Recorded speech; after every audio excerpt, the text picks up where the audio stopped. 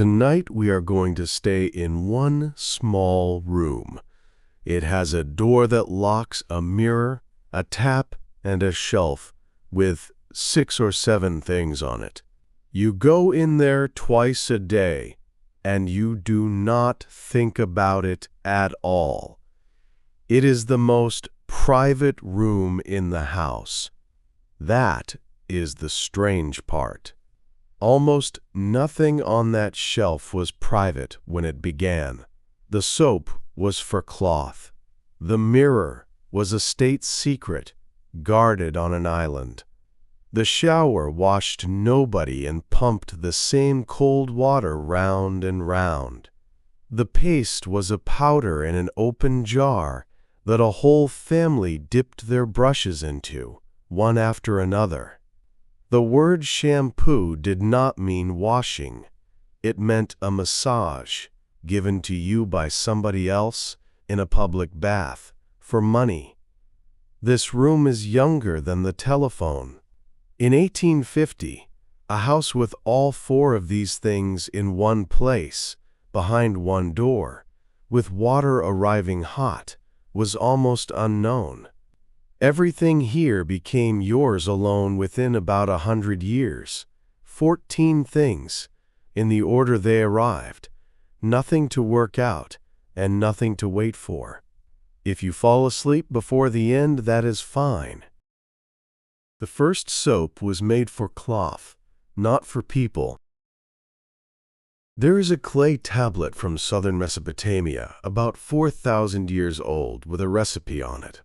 1 part oil, 5½ parts potash, water, that is soap, written down in the oldest way we have of writing anything down.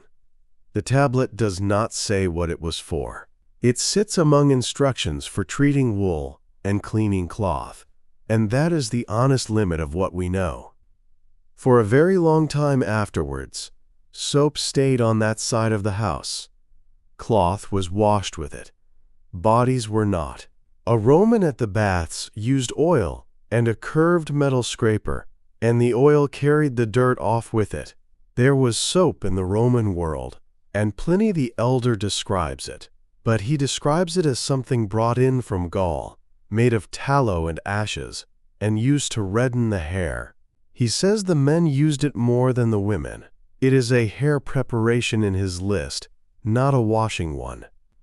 Soap for the body needed soap to be cheap, and soap stayed expensive for centuries because the alkali had to be burned out of plants or seaweed. That changed in 1791 when Nicolas Leblanc worked out how to make soda from salt. In Britain, there was also a tax on soap, collected by an officer who locked the boiling pans at night. It was repealed in 1853, and the price fell by more than half. The bar in the dish beside your tap is the end of a very long argument about laundry. The mirror was a state secret, kept on an island. Before glass, a mirror was polished metal. Bronze, mostly, sometimes silver. It gave back a face that was brown, soft and slightly wrong, and it had to be polished again every few weeks, or it went dull. For most of human history, nobody knew exactly what they looked like. Flat glass with a metal backing arrived in Venice. In 1507, 2 brothers on the island of Murano were granted the sole right to make mirrors of crystalline glass, and the method they and their neighbors refined was tin and mercury, spread into a bright film and pressed onto flat glass under weights. It took a month to dry. The glassmakers lived on the island because the state kept them there. There were furnaces to guard, and there was a secret to guard, and a craftsman who left for another country could expect to be followed. Venice sold mirrors to every court in Europe for 150 years. They cost the way a small house costs. There is a much-repeated story that a French countess valued her Venetian mirror above a painting by Raphael.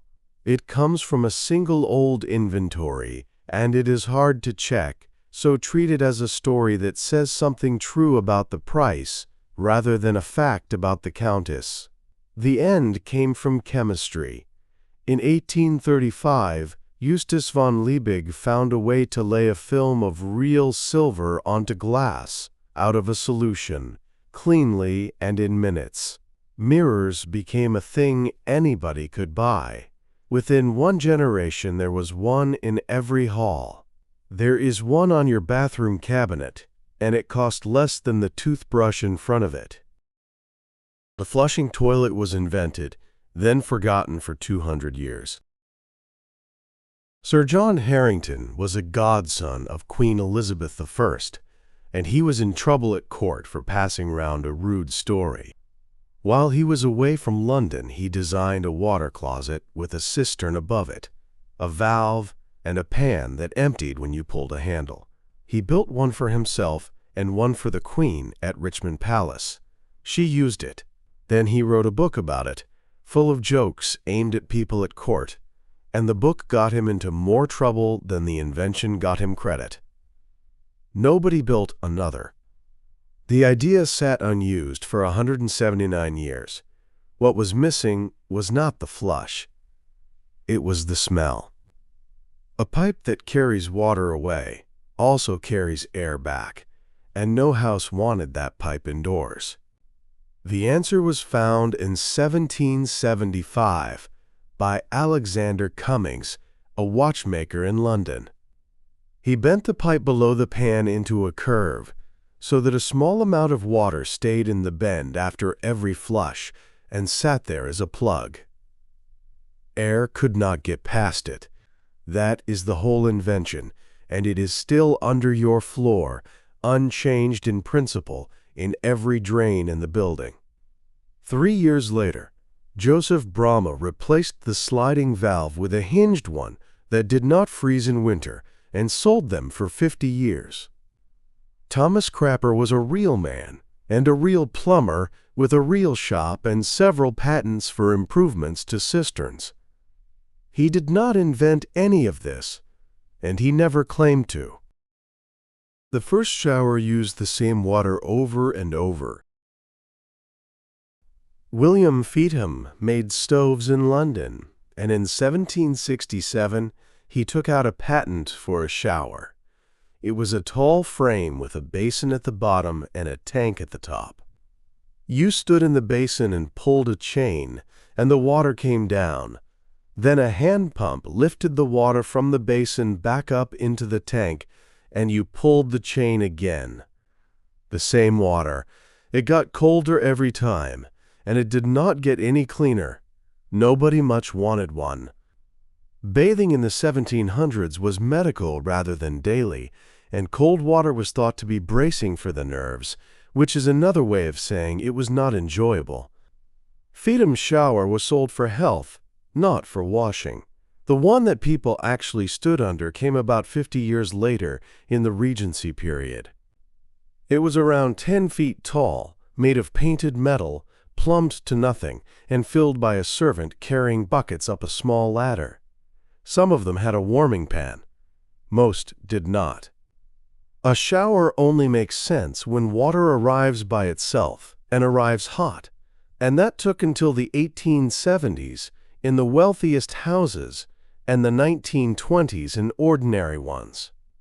Before that, the shower was a machine that somebody else had to work for you. The one behind you now is the first version in 250 years that throws the water away. The toothbrush arrived in Europe 300 years late. The brush was already old. There is a Chinese record from 1498 of hog bristles set into a handle of bone or bamboo, and brushes of that kind were made and sold there for centuries. Europe did not copy it. Europe used a cloth, a twig chewed soft at one end, and a powder made of ground charcoal, brick dust, salt, or crushed shells, rubbed on with a finger. Some of those powders took the enamel off, along with everything else. The first mass-produced brush in Britain is dated to about 1780 and attributed to William Addis. The family firm tells the story that he was in prison at the time, that he kept a bone from his dinner, drilled small holes in it with something borrowed, and got bristles from a guard. There is no document for any of that, and the firm itself calls it the family story. What is not in doubt is that Addis went on to make brushes at scale, and that the company carried his name into the 1990s. Natural bristle had one permanent flaw. It holds water, it stays damp, and it softens and rots. Brushes were shared in some households for that reason and for cost. Nylon fixed it. In 1938, the first nylon filament brush went on sale in America under the name Dr. West's Miracle Tuft. It dried. It did not rot. Within a decade, nobody made anything else. Yours is in a glass by the tap, and it is the only object in this episode you are supposed to throw away every 3 months. The word shampoo did not mean washing. It came into English out of Hindi, from a word meaning to press or to knead. It meant a massage. Soldiers and officials brought the word home with them, along with the practice. And for about 80 years, to be shampooed in English meant to be worked over by somebody else's hands. The man who made it a business was Saifuddin Muhammad. He was born in Patna, came to Britain by way of Ireland, and in 1814 opened bathhouses in Brighton, offering a herbal steam bath followed by shampooing. It worked well enough that he was appointed shampooing surgeon to 2 kings in turn. His customers came for their joints, not their hair. Hair itself was washed with whatever soap the house had, and that was the problem. Ordinary soap in hard water leaves a dull gray film on hair, and no amount of rinsing takes it off. People used egg or vinegar or a rinse of tea. The liquid in a bottle arrived slowly. Hans Schwarzkopf, a chemist in Berlin, sold a soap powder for hair from 1903 and a liquid from 1927. The real change came in the 1930s, when the first shampoos made with synthetic detergent instead of soap went on sale, and the film stopped happening. The word kept the older meaning for a while and then quietly lost it. Nobody today would say they had been given a shampoo by another person and mean a massage. Dental floss was a silk thread recommended by one man. Levi Spear Parmley was a dentist who worked in New Orleans and traveled a great deal. In 1815, he began telling his patients to run a piece of waxed silk thread between their teeth, and in 1819 he wrote it down in a book on the care of teeth. He was very clear about it. He wrote that the thread reached the place no brush could reach, and that this was where the trouble started. He was right, and it took the rest of the century for anybody to sell the thread. The first commercial floss came from a surgical supply firm, Codman and Shurtleff, in 1882. It was unwaxed silk, sold by the reel. In 1898, Johnson & Johnson took a patent for floss made from the same silk they were already using for stitches, which is the only reason it was available at all. They had the thread, and they had a machine that wound it. Silk had a weakness. It frayed, it was expensive, and in 1941 almost all of it went into parachutes. Nylon replaced it during the war and never gave the place back, because nylon does not shred and costs almost nothing. The small plastic box in the cabinet is the last surviving object from a book published 200 years ago that almost nobody read. The towel you use was copied from one piece of Turkish cloth. Drying yourself used to mean a flat piece of linen. Linen does not hold much water. It pushes it around and then it is wet, and so are you. The cloth that solves this has loops standing up from the surface, thousands of them, each one a little tube of thread with air inside it. Water goes into the loops, and stays there. It was woven by hand in Turkey for a very long time, and it was not woven anywhere else. Henry Christie was a partner in a Manchester textile firm and a traveler, and in the 1830s he brought a piece of that looped cloth back with him. The firm spent years working out how to make a loom do it, and from about 1850 they were producing terry toweling by machine. Christie's presented some of the first machine-woven towels to Queen Victoria, and she ordered more. That was enough. Within 20 years, the loop pile towel had replaced flat linen in every house that could afford one, and the firm was weaving towels for hotels, ships, and hospitals across the empire. The word terry probably comes from the French for drawn or pulled, which is exactly what the loom does to make the loop. There is one hanging on the rail behind you, and its structure has not been improved since. A modern towel is the same trick. Put the thread up in the air and let it hold water in the gaps. Toilet paper sold badly because newspaper was free. Joseph Gaiety of New York put the first commercial product on sale in 1857. It was flat sheets in a box, treated with aloe, sold as a medicated paper. He was so certain of it that he had his own name watermarked into every single sheet. It did not sell. The reason is simple, and it has nothing to do with delicacy. Every household already had free paper. Newspapers, mail-order catalogs, pamphlets, almanacs, all of it arrived without being asked for, and all of it was used. A product that costs money has a hard time replacing a product that arrives by itself. The roll came later. The Scott brothers sold rolls from the 1880s without putting the family name on the wrapper, because the family found the whole business embarrassing. In 1891, Seth Wheeler patented the perforated roll so that a sheet came away cleanly instead of being torn. His patent drawings show the paper coming over the top of the roll, which is the only reason anybody can claim to have settled that argument. There was one more obstacle. Paper made from wood pulp in that period sometimes contained splinters. A brand advertised itself as splinter-free as late as 1930, which tells you the problem was real and recent. The roll on the wall is the descendant of a product that took 70 years to beat a stack of last week's newspaper.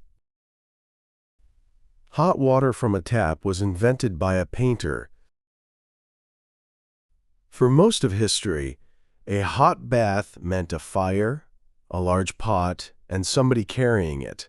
A bath for one person is around 30 gallons. Carrying it upstairs took a servant most of an hour. And the water at the top of the bath was cold before the water at the bottom was used.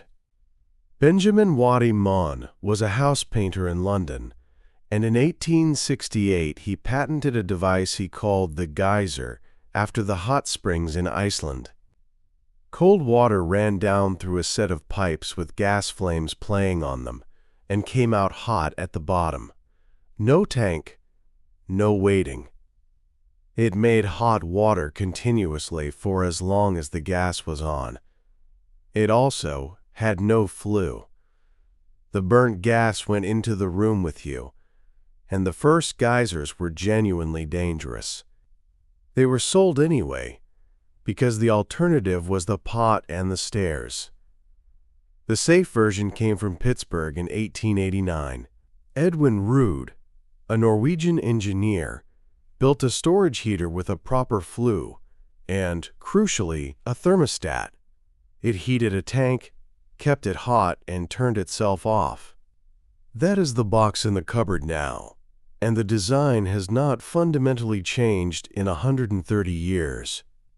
The tap marked with red is the youngest thing in this room by function. Turning it is the single largest amount of work anyone ever removed from a household. An advertisement taught people they might smell. The first deodorant cream went on sale in Philadelphia in 1888 under the name Mum. It was zinc oxide in a wax base, sold in a jar, and it sold quietly to a small number of people. The one that changed things was made by a surgeon in Cincinnati who wanted his hands to stay dry during operations. His daughter, Edna Murphy, thought it might have another use, and in 1912 she began selling it as odorono, which is the words odor and ono run together. It sold badly for 7 years. It was an antiperspirant, it stung, it was faintly orange, and above all, nobody had been told they needed it. In 1919, a copywriter named James Webb Young wrote an advertisement for the Ladies' Home Journal. It did not describe the product for the first several lines. It described a woman who was not aware of a thing about herself that everyone around her had noticed. 200 readers canceled their subscriptions to the magazine. The company's sales rose by 112% that year. The advertisement is now in textbooks, and it is generally treated as the moment when advertising stopped describing a product and started describing the customer. The stick on the shelf is the only object in this room that was made necessary by a piece of writing. Toothpaste came out of a jar. The whole family shared. Before the tube, cleaning powder or paste sat in an open ceramic jar on the shelf. Everybody in the house dipped their own wet brush into the same jar, one after another, morning and evening, for years. Washington Sheffield was a dentist in New London, Connecticut, and he had made his own paste for his practice. Around 1892, he put it into a collapsible metal tube, and his firm began selling it as creme dentifrice in a tube you squeezed. The tube itself was not his. It had been invented 50 years earlier, in 1841, by an American portrait painter named John Rand, who was tired of paint drying out in the pig bladders artists used at the time. He made a soft metal tube with a screw cap, and it changed painting. Paint that keeps can be carried outdoors, and painting outdoors is what the next generation of painters did. So the object in your hand is a piece of 19th century art supply equipment with dentistry put inside it. Sheffield's son had seen the tubes being used for paint in Paris and brought the idea home. The company his father founded is still in New London, and it still makes toothpaste. The screw cap is the same screw cap. The one you left off is the same one Rand put on a tube of oil color in 1841. The throwaway blade took 8 years because nobody could make the steel. King Camp Gillette sold bottle caps for a living, and his employer told him that the way to make money was to invent something that got used up and bought again. In 1895, he had the idea, a piece of steel so thin and so cheap that when it went dull, you threw it away instead of sharpening it. Then he spent 8 years failing to make one. Steel that thin curled when it was hardened. The experts he asked, including people at the Massachusetts Institute of Technology, told him it could not be done at a price anybody would pay. It was solved by an engineer named William Nickerson, who did not invent the razor and did invent the machinery, a process that hardened and ground the thin steel while holding it flat, automatically in quantity. The first year of sales was 1903, 51 razors, 168 blades. That is the entire first year. The year after, the numbers were 90,000 razors and 12 million blades, and the business was no longer about the handle at all.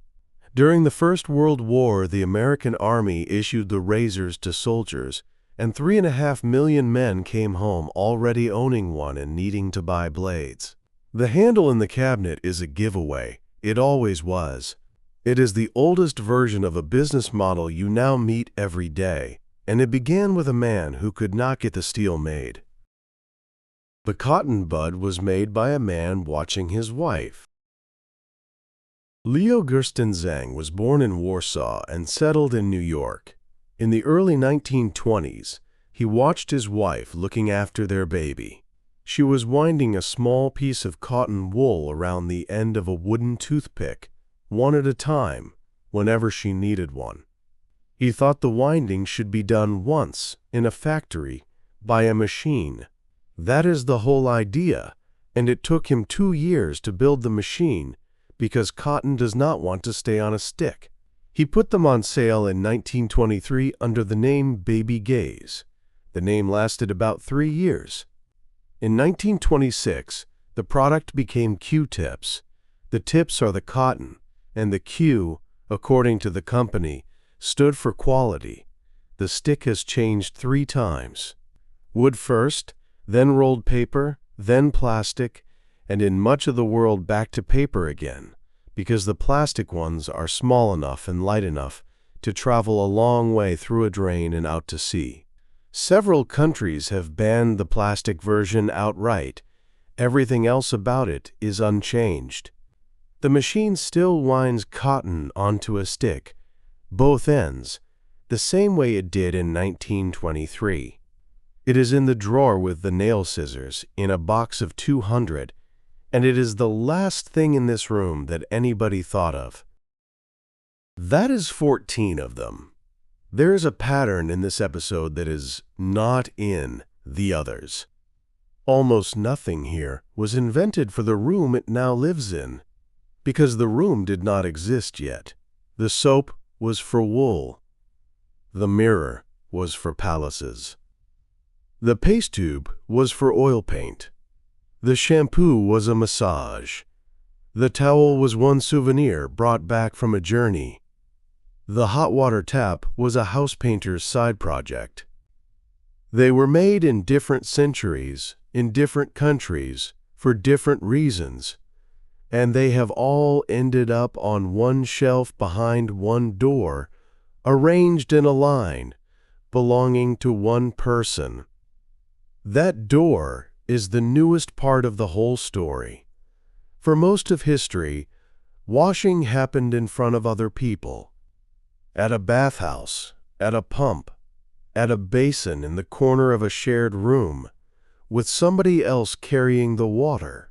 The idea that it is a private act, performed alone in a locked room, is about 100 years old, and it is very nearly the only truly private space most people have. Everything in there is finished. None of these objects has changed in any real way in your lifetime, and most of them have not changed in your grandparents. They reached their final shape and stopped, quietly, and now they sit on the shelf looking like nothing at all. Sleep well.